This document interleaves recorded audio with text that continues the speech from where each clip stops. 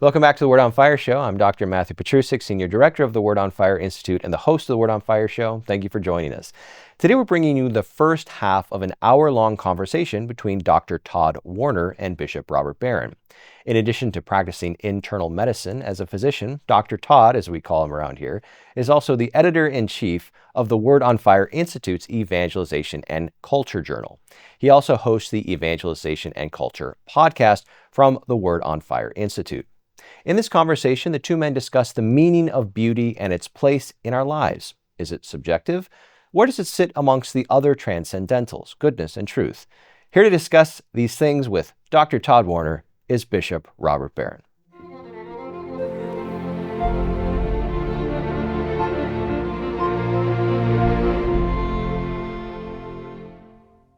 Segment 1, the nature of beauty. In Book 1 of his sublime poem, Endymion, John Keats writes, quote, "A thing of beauty is a joy forever. Its loveliness increases.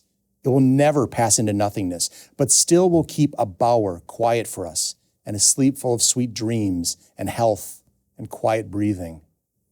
Therefore, on every morrow, we are wreathing a flowery band to bind us to the earth, in spite of despondence, of the human dearth of noble natures, of the gloomy days, of all the unhealthy and overdarkened ways made for our searching. Yes, in spite of all, some shape of beauty moves away the pall from our dark spirits."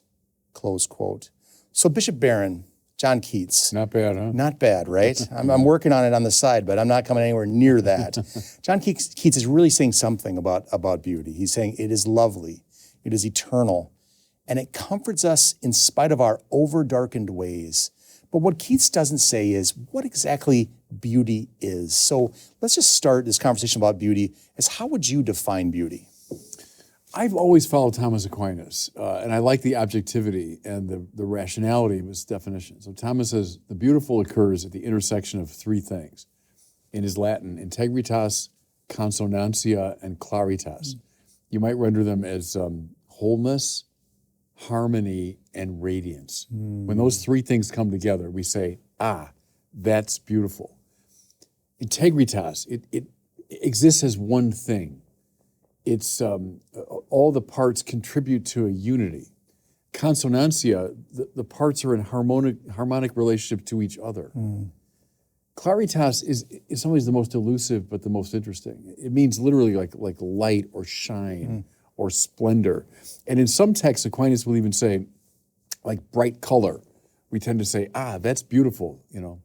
The trouble with that, of course, is, well, what about a Rembrandt painting? There's not much bright color. Right. So what he typically means, though, by claritas is the claritas formae, or the clarity of form. It's when the form of something shines forth. So that's all rather abstract, but when you get down to cases and say, now that's something beautiful, you see what he means. I'm a terrible golfer, but I like golf. And I love watching beautiful golf swings. And when you watch the pros, you can tell in a second, by the way. If you're watching a pro-am and they're showing like a player from a distance, you can tell in a second that's the amateur and that's the pro, because the pro swing has those three elements. It has integritas. It holds together as one, right? Everything contributes to the purpose of the swing. The elements that make it up, the takeaway, the breaking of the wrist, the shoulder turn, the hip turn, the downswing on plane, all those elements communicate with each other in a harmonious manner. And then that elusive claritas, when you say like, now that's a golf swing. That's a golf swing. That's the claritas formae, right? The luminosity of form. What a beautiful catch. So someone stretches out for a foot and catches it, and you say, wow, what a beautiful catch that was. Well, then break it down. You'll find some version of integritas, consonantia, and claritas, right? So I like the objectivity of Aquinas' definition. It gets us away from simply whatever you think. Right. There are objective anchors we can point to. What I like about this is it reminds me of, I don't know if it's Wordsworth or Whitman. I think it was Wordsworth that wrote the poem, What I Learned from the Learned Astronomer. And the astronomer basically unfolds the blackboard filled with mathematical equations and so on. And it's all analyses and it's all just kind of working out problems. And he walks out bleary and somewhat despondent until he looks in the moist air, through the moist air at the night sky. And it's like he's rejuvenated again. So there is, like you said, there's the objective component of what Aquinas is saying in the trifecta you just mentioned, but then there's the visceral apprehension of it as well, if that's fair to say. Yeah, no, that's an interesting problem to look at, because I think especially today we need to emphasize the objective, because we tend to be so subjective. However, you're quite right, because the same Aquinas, following Aristotle, will say, whatever is received according to the mode of the recipient, that famous adage. But that's a very important point. Yeah. So something can be very beautiful, but I'm not attuned to it, right? I haven't been instructed yet. Right. I don't know the intricacies of it. No one's explained the pattern to me yet. I'm not going to see it. Or it's just not, I'm not kind of given naturally to that. That's not my thing. All right, that's the mode of the recipient, able to take in what it can. Or you might be able to appreciate the beautiful in a preliminary way, but then in time, more and more dimensions of it open up to you as you become more refined. So there is a subjective element. I remember it was a good instinct. This buddy of mine, we were Basilian students at Catholic U. We were both like 20 years old. And there was some special deal for students that we got a cut rate to go to the Kennedy Center, like once a month, subscription thing. I remember going to the Kennedy Center, and Mstislav Rostropovich, who was the greatest cellist in the world at the time, and he was the conductor, I think, part-time for the orchestra there.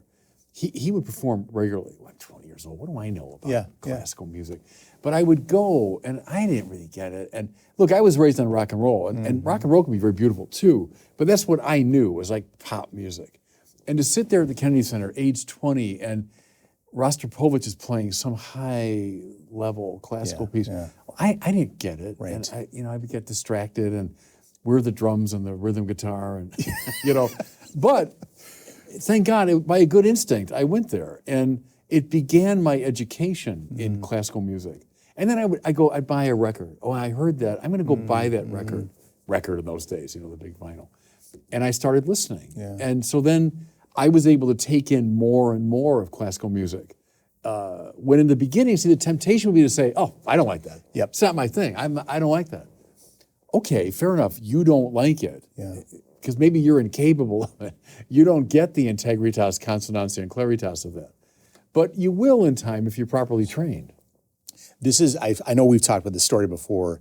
This is the Jesuit priest teaching Antonin Scalia Shakespeare, and the 15-year-old kid who's in his class that's complaining the whole time. And the Jesuit priest looks at him and says, when you all read in Shakespeare, Shakespeare's not on trial, you are. That's right. And to your point, I like the notion that there's something that can be objectively beautiful, and yet your mode, as if you will, has not arrived to a place where you can apprehend or understand or appreciate the beauty in the way you're describing. It isn't that it isn't beautiful. It isn't that it's not on trial, you are, to some extent. I'll give you an example, again, from sports. So I taught a lot of kids over the years at Mundelein who are from Africa, Asia, Latin America. Well, they're attuned not to our sports like baseball, but to soccer. Right. And I used to say in class, look, guys, I'll admit it, I don't understand soccer. I find it exceptionally dull game to watch.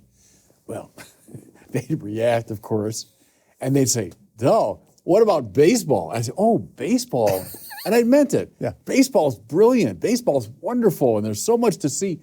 But and I would acknowledge that. I say, look, we're just talking past it, because I was raised on baseball. I was taught baseball by my dad, and then I played baseball, and I had coaches, and I watched the game of the week every Saturday, and I listened to announcers, and I learned what to watch for.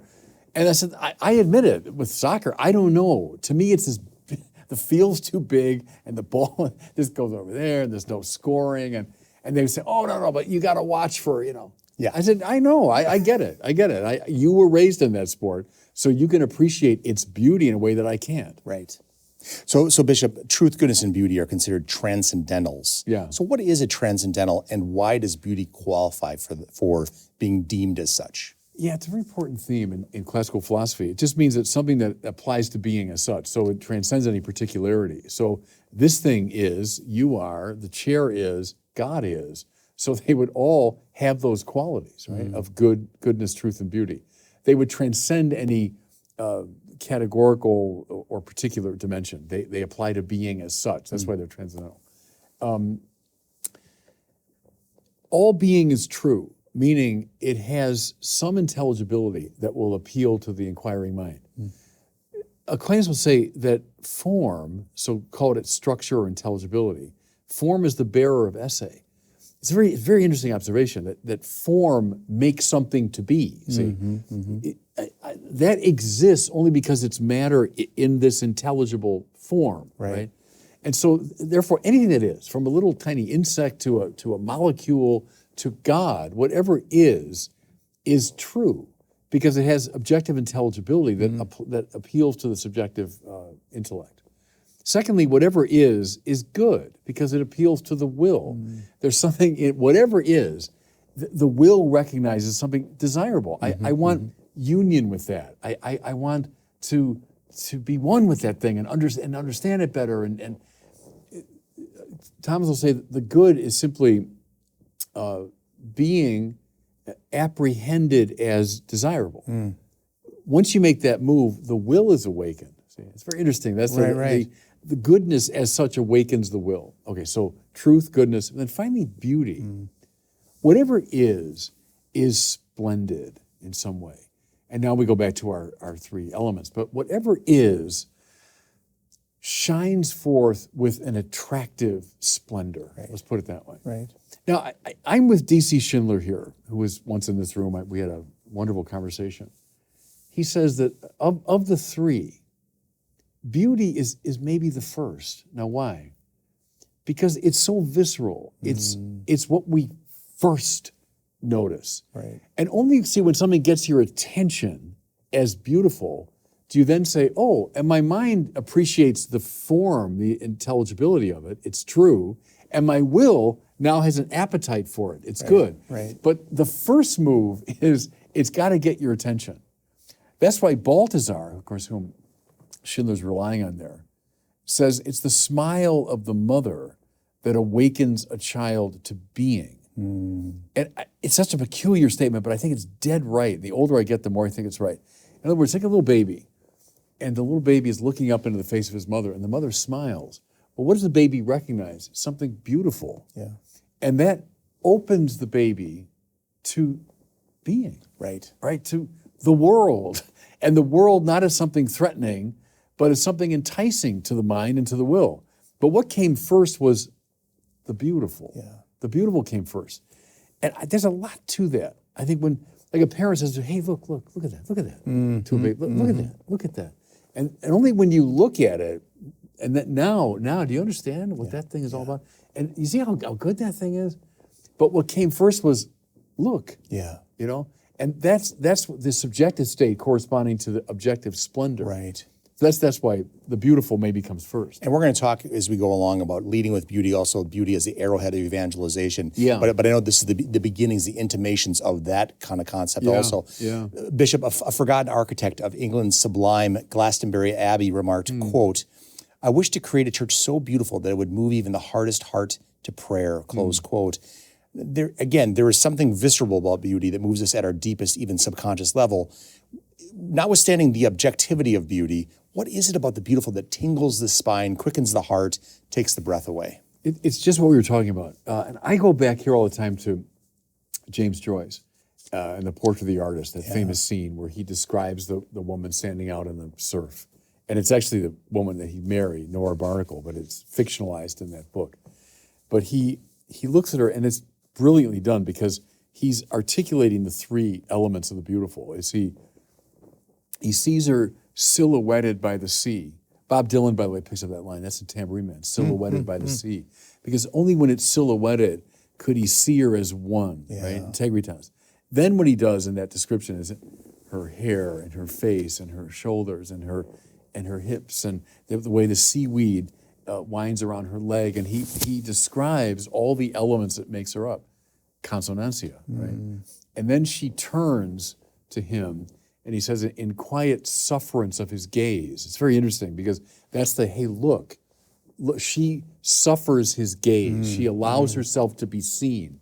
Splendor, right? And then what does he say? Stephen Dedalus, the narrator, says, "Oh, heavenly God." And that's, I think, the pivotal moment in that book, because the beautiful has affected him viscerally, right? But also from the guts, the viscera, from the guts to God, right? Oh, heavenly God, because that's the move, goes back to Plato, comes out through Dante. It's basic in our tradition, that the particular beautiful opens you to the source of beauty, right? Yes. And see, also the thing with the sea, he's playing with the Diotima speech in the Symposium of Plato, when she talks about moving from the particular person, beautiful, and then to institutions, and then to, she goes out, out, out. And then she talks about looking out to the open sea of the beautiful itself. Well, that's why Joyce has this scene where she's there silhouetted by the open sea. Right. It's if you have the imagination, this glass, this probably Waterford, right? Speaking of Ireland, if you got the right imagination, this glass, oh heavenly God, right, leads you to God. And that's again beauty coming first. Yeah. First he sees her. There she is. Yeah. There she is. And then he does the analysis of integritas, consonantia, claritas, and then he's ready for God, And because what happens to Stephen right after that, he was thinking about becoming a priest. That was on the young Joyce's mind too at one point. That's not for him. But he becomes a priest of the beautiful. He says, now my vocation, remember the book's called The Portrait of the Artist as a Young Man. Yeah. His vocation, he said, is to report epiphanies. What's an epiphany? When the beautiful opens up to the source of beauty. And that's what Joyce did the rest of his life, as he reported epiphanies. So that's how it works, I think, in our tradition. Very good. I want to turn to Joseph Pieper. Yeah. Joseph Pieper, obviously an incredible writer, philosopher who influenced Benedict XVI and others. What Joseph Pieper says about leisure can, in my opinion, be applied to beauty. So I'm going to juxtapose beauty in the place of his words leisure. Yeah. This is quoting Joseph Pieper. The point and justification of beauty are not that the functionary, that is the worker, should function faultlessly and without a breakdown, but that the functionary, the worker, should continue to be a man. And that means that he should not be wholly absorbed in the clear-cut milieu of his strictly limited function. The point is also that he should retain the faculty of grasping the world as a whole and realizing his full potentialities as an entity meant to reach. Wholeness is what man strives for. So, Bishop, is beauty, this is kind of getting to the point, is beauty a means to an end? Is it a tool to be used to kind of sort of salve our wretched existence here so we keep doing the work we need to do? Or can beauty be an end in and of itself? Well, it has to be, if it's one of the marks of being, then it's something that's sought for its own sake. Now, Pieper, that quote you had there is really interesting because he's talking there about what he calls the philosophical act. The philosophical act is what transcends the workaday consciousness. So there's the workaday. I had to get in my car this morning and drive over here and know where to park and how to get up to this floor. And fine, that's the ordinary workaday consciousness. And then when I finish this, I got to go somewhere else. And that's the way we get through the day. And we all have that. But there has to be, Pieper thought, and leisure gives rise to it, is the philosophical act, which is not looking at particular categorical things and how they're useful to me, but looking at what characterizes being as such. That's the idea of the whole. It doesn't mean I'm going to bring every little thing in the universe before my consciousness for explicit meditation. It means I'm aware of that which unites all things, namely being. Think of Jacques Maritain when he says metaphysics begin with the intuition into being. It means I know these beings and I can make my way practically through the world of beings. But then there's this moment when, what does it mean to be? Heidegger calls it the Frage nach dem Sein, right? The question after being. That's a very interesting moment because either you get that or you don't. If you don't get it, you live in the world of ordinary consciousness. You're in the cave, to use Plato's language. To get it is to become a philosopher. And see, that's why in Plato, he was so right about this. people on the ship were just rowing it. They look at the captain. What is that bozo doing, looking up at the stars? And let's throw him overboard. He's useless. Ah, yes, he is, because he's actually governing the ship. He's looking up at the forms. It'd be Plato's thing. But for somebody like Pieper, there needs to be someone who looks at the nature of being. What does it mean to be? Yeah. What unites all things in their coherency? And then if you have an intuition to being, what will you know? Truth, goodness, and beauty, right? And Plato correctly said, those are the people that should be governing society. Yeah. The trouble is, we throw them overboard. We think they're useless. And indeed, they are useless. And that's the point of the philosophical act. It's a useless act because it's contemplative. It's not subordinated to a goal outside of itself. It's sought for its own sake. And see, it's so rare in our pragmatic culture. Yeah. It's very rare to find that. You have to be trained in it. And it's like almost like a monastic discipline. Yeah. And indeed, in Plato, we think of someone going to university to study philosophy. For Plato, it was more like a monastery. You were going to enter into a form of life, and you were going to go through a series of practices that would open you to a different dimension of being. It sounds like religious language to us, and indeed it really was to Plato, right? And Pieper, from Plato to Pieper is trying to recover that, because he was living in a Europe that had, let's say in the West, that had largely squandered that tradition and had given in to the technocratic mentality, right? Yeah. To use someone like Guardini, who was an influence on Pieper, the technocratic modernity that's pragmatic and wants to make things work better. Great. But unless you got somebody asking die Frage nach dem Sein, you're not going to know what to do with your technological know-how. In fact, what you're going to do with it is build atomic bombs and gas chambers. Yeah. See, the trouble is, if you're not governed by some moral vision, there's the good, right?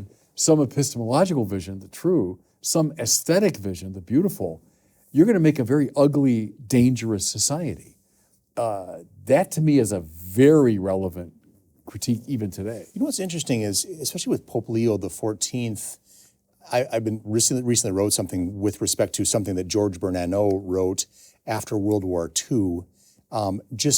And there's also a book by Alan Jacobs called The Year of Our Lord, 1943. All of these talk about that's these. That's a good book. Yeah, there was T.S. Eliot and Simone Weil and others that are basically, all these people are warning of the technocracy that grows out of our advancements, our progress, and so on, and that we look at this as an unalloyed good, but in fact, in many respects, it can distract us from the very contemplative type of life you're discussing. And what was the opening quote? Was that the Goethe or Keats? The one about Goethe, Goethe, every day you should look at a picture. Every day you should listen to a song. See, and I know that sounds like dilettantism, or it sounds like, this effete, aristocratic mentality. But no, that's basic human common sense. If you don't know how to be useless, you'll be useful to nobody. And that's the philosophical act. But that has to be cultivated and disciplined. And Plato saw it a long time ago. I know most people will see it as a waste of time, but it has to be cultivated. That's why, I've been going on for years about the liberal arts and their importance. It drives me crazy that these, even Catholic schools, let's get rid of our liberal arts programs. Well, then close. Because the whole point of that is to cultivate this mentality and have people that know how to ask the question after being. If you don't, we're all going to be in serious trouble. We'll make great cell phones and we'll get places faster, but we won't know what to do once we get there. And then we'll start doing very dangerous things because we'll be indulging our passions and the worst of our psychology, unless we're guided by something like a moral vision. See, that's why it's as relevant today as it was when Plato was writing. Right. So turning to Evelyn Waugh's Bridehead Revisited. My favorite Catholic novel of the 20th century. The religiously uncertain artist in this novel, Charles Ryder, found himself instantly enchanted by the sublime artistry and the soaring architecture of Brideshead. And Charles finds himself engaged in a discussion on the nature of the estate's chapel with his friend Sebastian's elder brother, Bridie. So Bridie is the older brother, lives at Brideshead, or was born out of Brideshead. Charles Ryder is the religiously uncertain visitor to this place. And so Bridie says, "You're an artist, Ryder. what do you think of it aesthetically, this chapel? Sebastian's younger sister, Cordelia, with tears in her eyes, says, I think it's beautiful. Bridie says, is it good art? Charles warily says, well, I don't quite know what you mean. I think it's a remarkable example of its period. Probably in 80 years, it will be greatly admired. But surely, Bridie asked, it can't be good 20 years ago and good in 80 years and not good now. Well, it may be good now, Charles answered. All I mean is that I don't happen to like it much. Bridie finishes saying, but is there a difference between liking a thing and thinking it good? Now, from this reading, Bridie's questions kind of were my own. Yeah, right. And there's two questions here. Number one, is beauty just in the eye of the beholder? And we talked about this a little bit, about the objective nature of beauty and the mode a person, the recipient of it is. So you can maybe say a word or two more about that.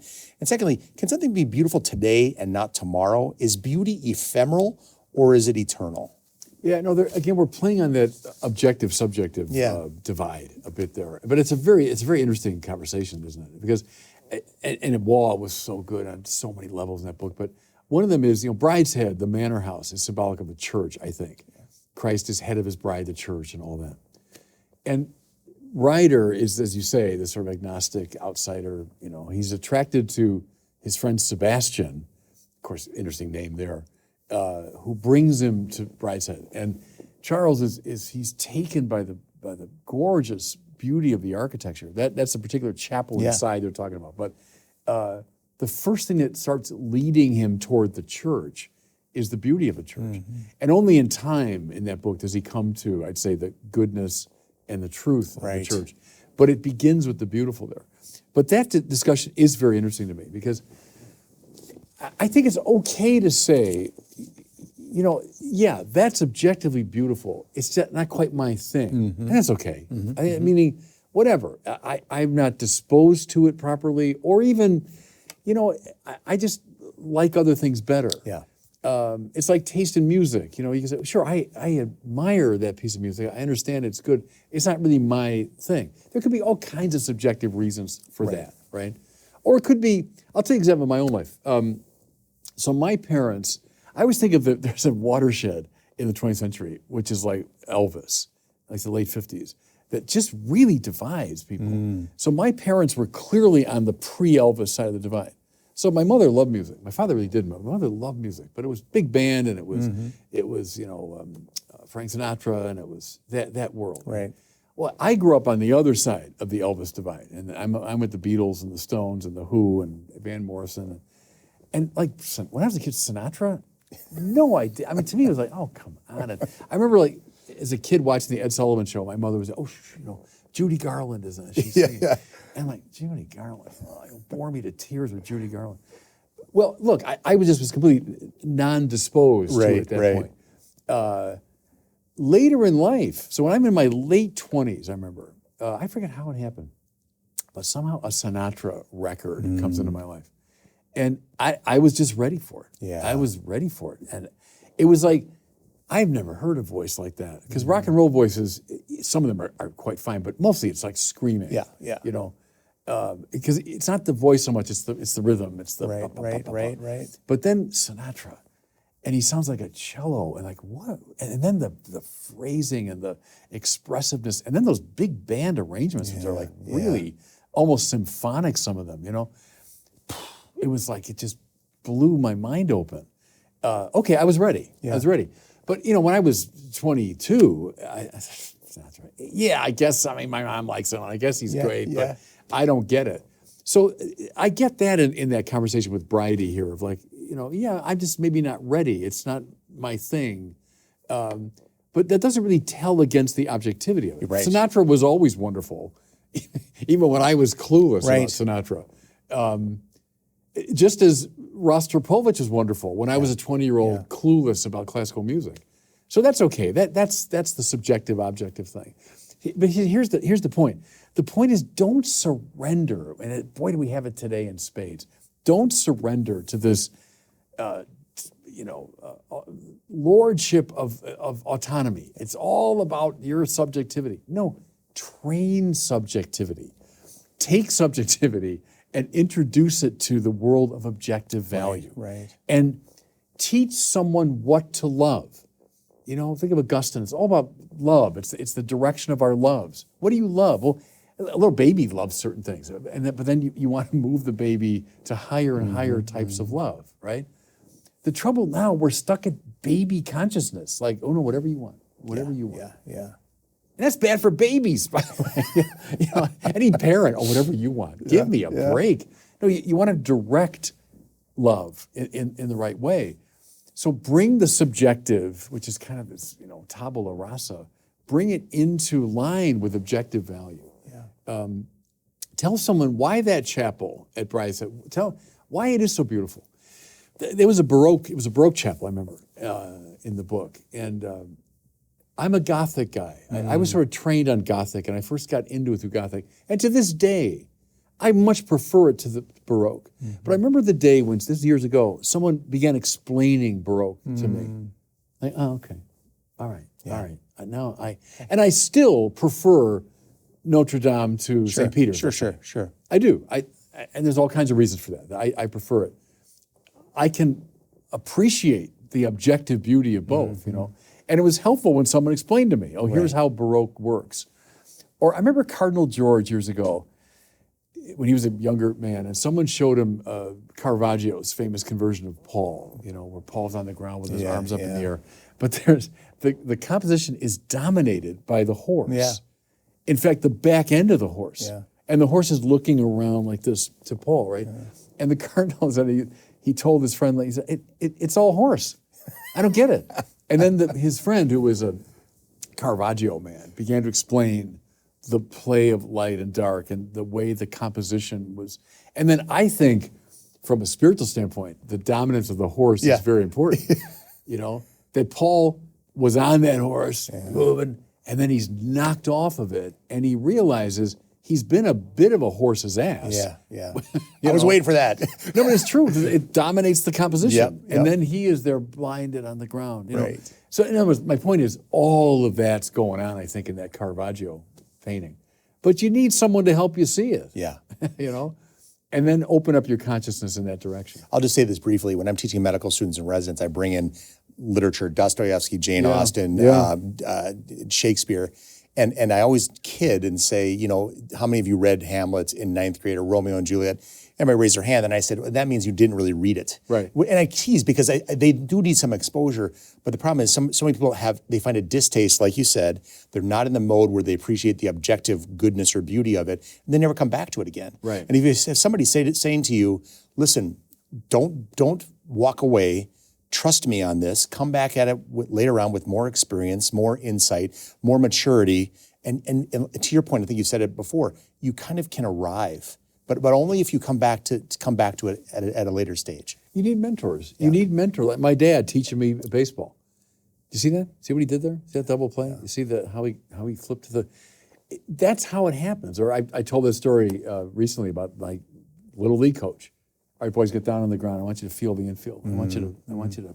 Because he wanted us not to be afraid of the ground. Yes, we had to get down there and get the ball. Yes. And it would slide into the base. So you just get to feel smell the field. Right. You need mentors. But the trouble today, I know I sound like an old man now. I am an old man. But, oh no, whatever you want. Yeah. That is poison to the soul. Yeah. But every movie preaches it. Every song preaches it. Whatever you want. Yeah. Who am I to tell you what to do? It's up to you. You choose. Your decision. Poison. Put kids on a baseball field. Do whatever you want. Yeah, right. Off you go. They'll be miserable in seconds. They'll be fighting in a minute. Yeah. Right? Anyone's ever dealt with kids knows that. There's a museum. Just go in there and look around. Hey, there's Hamlet. Just pick it up and read it. Come on. Have a great mentor that has moved through Hamlet 100 times and knows it and knows that it corresponds to almost every feeling human beings have ever had. Yes. And it's expressed in a way that no one's ever expressed before. Recite it to people. Show them different versions of it, That's the task of our time. And all that's got to be done by people that know how to ask die Frage nach dem Sein. If all you got is technocrats, technicians, and they know how to, look, I'll admit it, I can't turn the darn TV on. I get the TV. I'm not joking, I need 2 Word on Fire tech people to set up the TV. That's talk for another day. So I get it. I love that, the people that know how to do that. But if that's all we have, we're in serious trouble. Right. And let's go right back to Pieper there. And it's leisure, it's culture, it's Dietrich von Hildebrand. It's moving out of the merely subjectively satisfying into the objectively valuable. Yes. That's the move to the beautiful. That's the escape from the cave. Yeah. See, we've known all this forever. But I do think for different reasons we've forgotten it. It's interesting. Just last night I was watching a podcast with Rusty Reno, and he's talking about his book, The Return of the Strong Gods. And he's scoring there Karl Popper, who writes this massively influential, The Open Society and Its Enemies, right? And his theory, which I think is very compelling, his theory is Popper's writing, after the cataclysm of the Second World War and Auschwitz. Yeah. Where did it come from? It came from people with these strong convictions and that believed in these things. And so the trouble is nationalism, and the trouble is conviction. And so what we need is this open society and all different viewpoints, and no one's got the answer. Well, I get it. I get where that feeling came from. But see, that's given rise to our culture now. Right. So we're all kind of adrift, and no one's for anything. It's up to you, my private opinion, your private opinion. Let's just tolerate each other, And then we get our slothful society. Yeah, right. That does it for us today. Thanks for joining us on the Word on Fire show. If you're interested in learning more about how Word on Fire can help you grow closer to Christ, become a better evangelist with and for others, and work for the common good, consider joining the Word on Fire Institute. Check us out at institute.wordonfire.org. That's institute.wordonfire.org. We'll see you next time. God bless and protect you.